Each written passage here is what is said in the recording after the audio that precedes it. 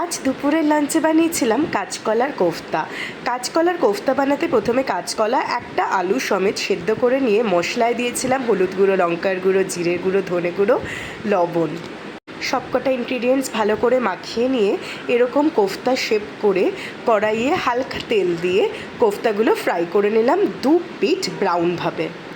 দেখে বোঝাই যাচ্ছে আমি কিন্তু ডুবন্ত তেলে ফ্রাই করিনি। রেসিপিটা আজকে পিওর ভেজ, পেঁয়াজ অথবা রসুন দিইনি।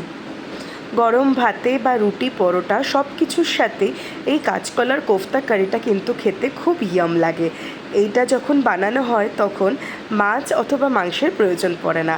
এদিকে আমি গ্রেভিটার জন্য হালকা তেলে অ্যাড করলাম জিরে, শুকনো লঙ্কা, গোটা গরম মশলা ফোড়ন, 1 চামচ আদা বাটা আর 2 চামচের মতন টমেটো পিউরি দিয়ে হলুদ গুঁড়ো, লঙ্কার গুঁড়ো, ধনে গুঁড়ো আর স্বাদ মতো নুন।